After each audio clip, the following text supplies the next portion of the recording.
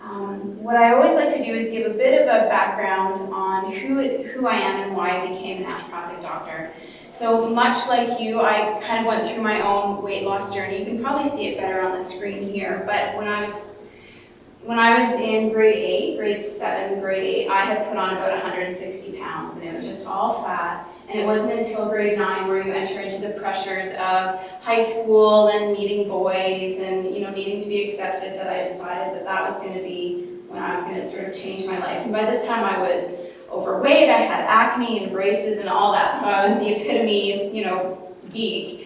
Starting in high school, and luckily I can say by changing my diet and being a part of supportive groups much like this, I managed to get down to a healthy weight, and luckily I've stayed there. But weight isn't something that you can just forget about and not worry about. You do have to keep going, and sort of that lifestyle has created who I am and what it is that I do today as a naturopathic doctor. So for me, I really wanted to get involved with my patients, really get to know them, get to know their concerns, and really help them get down to some of the root issues that they might be dealing with regards to weight loss or sleep or whatever their concerns are. So I went to McMaster University, and I originally wanted to be a medical doctor. I always knew I wanted to be a doctor since the age of 5, but after sort of seeing what medical doctors had to go through education-wise, it just really wasn't a good fit for me. So it wasn't until I Googled one day, I think I Googled massage therapy or chiropractic medicine or something like that, and luckily naturopathic medicine covered all of those bases. So everything I'd always wanted to learn as a naturopath, and I get to interact with my patients and really get to know them, all fit into sort of the type of medicine that I wanted to practice. And being the journey that I had of healthy living and not taking any medications and sort of just trying to let food be my medicine really became my own mantra, and now I get paid for it, which is kind of nice. So naturopathic doctors really are like primary care physicians, so we do receive an education similar to what a medical doctor does, except our philosophy is a little bit different. So we try to use all natural remedies that heal the body or help assist the body into healing naturally without palliating symptoms or suppressing symptoms. So when it comes to people coming to me, and almost all of my patients are coming to me with wanting to lose weight or get to a better size themselves, it's not just as easy as calories in, calories out. And I'm sure that's something we can all attest to in this room, is that it's not a simple thing of just changing your diet and not doing anything else. There's usually a lot of mental, emotional work that has to be done, a lot of hormone control I do in my office. So if we know the hormone cortisol, when we're really stressed out, it tends to pack the weight on around our midsection. And that's something that I don't think any of us can really avoid, is stress somewhere in our life or some sort of trigger. And so that's one of the things that I like to address, is making sure that our hormones are balanced as well. So as I was sort of saying, conventional medicine I find tends to look at sort of the diseases. So you're a product of your heart, you're a product of your blood sugar, you're a product of your eyeball, your cholesterol, your thyroid, that sort of thing. But as a naturopathic doctor, I really want to focus on people, and that's really what matters to me, is focusing on the person. So each person in this room is a complete individual, like a fingerprint, and each reason of why you're not feeling 100% is totally unique to you. And that's what I get to address with you and talk with you and sort of get down to hopefully the root cause of whatever it is that's blocking your body from getting to optimal health. So again, as I said at the very beginning, I really want to make sure that I'm addressing some of the concerns that you may have or questions that you may have. Knowing that I was coming in, and I do want to thank you again for inviting me here. You said you thought maybe with this naturopathic doctor coming, I can ask her this. Please feel free to do so. Basically, you have free naturopathic advice for the next 20 minutes. So please use me. So the big things that I look at with my patients are sort of the basics. What is it that you need that you're not getting enough of? Is it that you need more grains in your diet? Is it that you need a multivitamin? Is it that you need more protein? Do you need more sleep? Do you need more energy? Or is it simply that you just need someone to listen to and you just need some love? Is there something in your body that you need to start avoiding? So a lot of people are going on gluten-free, dairy-free diets, which is something that I do prescribe a lot of the time, but it doesn't necessarily mean that that's what you need. So obviously when it comes to getting into a healthy routine, we want to try to avoid deep fried foods and as much sugar as we can and preservatives and that sort of thing. But there might be something else that you're missing or that you need to avoid. And then of course the big question is there any way that I can help you? So again, I offer the floor to you at any point in time during this presentation. If you have questions that you'd like to ask, please do so. So the main ways that we treat are the following, but I really want to focus on the clinical nutrition and just lifestyle. So the rest of the presentation is going to be really on the foods that we need to eat and how it impacts our diet, what we can do at home to maintain a healthy lifestyle. And every single patient that comes into my office, I don't put them on a weight loss program. I try to put them on a lifestyle program. Something that they can do for the rest of their lives, not a quick fix, 500 calorie diet where we'll see results, but they won't last. I really want to instill just very small, tiny, healthy changes over a lifetime so that you feel better for the rest of your life while you're here, not so that you're always concerned about, counting calories and what the scale says, because the scale is really just a small number. It's not showing the body composition. So one of the things that we do in my office is we do body composition measurements, where we're looking at the muscle mass versus the fat mass and how your water is distributed. It's not just the weight on the scale. So that's something that I like to do to monitor my own progress as well as everybody else's. Because I don't believe that, let's say you lose a pound of fat and you gain a pound of muscle, which we tend to do when we start working out, that is nullified on the scale. It shows that you haven't done any work, but you feel it. You feel the inches coming off and that sort of thing. So body composition, I think, is a little bit more detailed, and it does show the effort that you've been putting in a little bit better than what the scale can do alone. So this is just a diagram of sort of what the body looks like and what we have to deal with. So if we zoom in, you'll see diabetes and obesity, and that top red one is cardiomyopathy. They're all interconnected. So you can't just look at one particular condition and say that that's the only thing we have to deal with. The body is so amazing and so intricate that it becomes sort of like a sleuthing game for me to try to figure out where those connections are misaligned or what it is that we have to really address.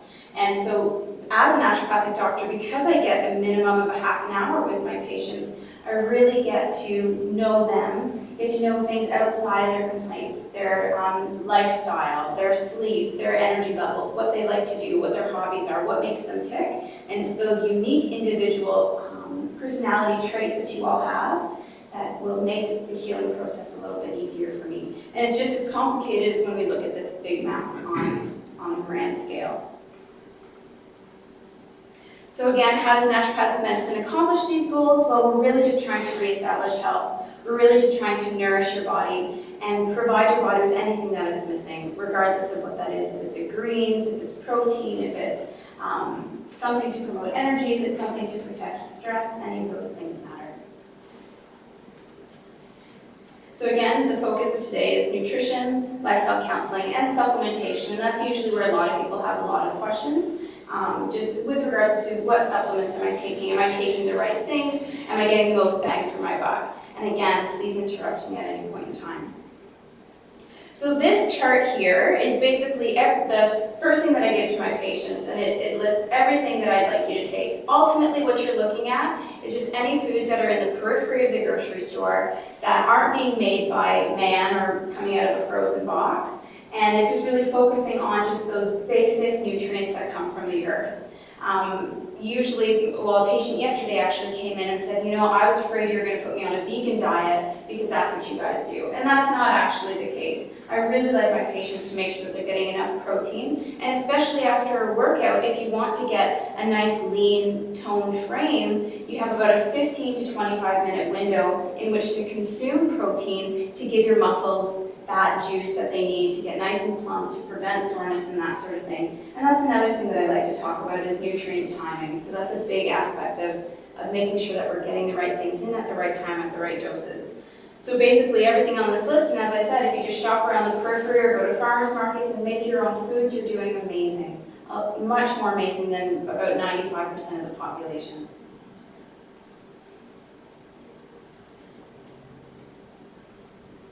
So this is the basic food pyramid. You'll see most of the grains are at the bottom, vegetables, Then we go up to meat and alternatives and fats and oils. I'd actually want to almost flip that right around. Rarely do we need grains to survive. They're great for giving us that juice that we need just to get through sort of an energy lull. But I really like to focus mostly on green vegetables and protein. And if you can focus on that with berries, a small amount of fruit, and some healthy fats, again, you're doing really, really awesome. Healthy fats is something that I think a lot of us try to avoid because that term fat just doesn't sound quite positive, but really if we're getting healthy fats like coconut oil or olive oil or avocados, you're doing so much better by your body. For instance, your brain is just one big glob of fat, and it needs to have fat every day in order for it to just work properly. So don't be afraid of eating healthy fats, putting some nice organic butter on your toast as opposed to jam or something like that. All those things will actually help your body give you the energy that you need and work more efficiently than if we avoid things. So I never ever promote a low-fat diet because a lot of times those low-fat products will then be filled with other things that aren't good, like usually sugar, in order to maintain the flavor. Because when we remove fat, we tend to remove the taste. So what are we mostly eating? And this is a basic North American diet. You can see it's sort of spread out, and look at how much dairy we have. So if we look at where this section is, most of that is dairy, so almost a third of our diet is consuming dairy. I don't have an issue with dairy. I prefer it to be organic or straight from the cow, because a lot of times the dairy that we're consuming right now is coming from America, where they're injecting their animals with antibiotics and hormones and that sort of thing. And unfortunately, it is staying inside the milk that we're drinking, and it can affect us and make weight loss or energy or sleep or anything that we're trying to improve a little bit harder when we're consuming it that way. But the big thing that I like to point out is this. So most people are eating a 2,700 calorie diet, and I'll tell you, 29 pounds a year is from French fries. And the number one vegetable that's consumed in North America are potatoes, and that's exactly why, because of French fries. The other thing to look at is how much sodium we're having. So we're having 2.736 pounds of salt every day, and then we wonder why there's such a problem with high blood pressure and people not feeling so good. Soda, 53 gallons of soda people are consuming. And I was on Facebook the other day, and one of my friends posted this, and it says, "What's in your soda?" And it happens to show all the things that soda can do to your brain, to your bones, to your health, just by drinking a can of soda. So a lot of, based on where we are in our age, as we get toward our 50s and 60s, a big thing is about osteoporosis and our bones becoming more brittle. Well, pop, because it has a lot of phosphate in it, will actually cause more calcium to leach from the bone because it has to sort of buffer that acid that we get in the soda. So something like that can really deteriorate your bones quite quickly, and then all the other things listed as well. What's the difference between diet soda? Is there a difference? Is one better than the other because of the sugar, other than the sugar? What I usually tell people is to consume regular Coke or regular Pepsi and not the diet. The reason why is because the diet pop is filled with aspartame, or what is otherwise known as a chemical sugar. Our body does not recognize that sugar as anything. And I've heard of a naturopathic case where a woman came in with all kinds of little white bumps all over her skin, and it was because she was consuming 5 pops a day, Diet Coke, and it was the aspartame that wasn't being able to be metabolized. Don't everybody turn and stare. That's not fair. From the body, it is actually getting into the skin, because the skin is one of your detox organs. So if I was going to promote anything, if I was going to promote pop, I usually say the regular pop. And then most people say, well, it's so sweet. Well, then use that as a reason to not drink it. And a lot of people are addicted to pop for that carbonation. So what I offer to them is I say, why don't you try when you're having that sort of threw me off guard.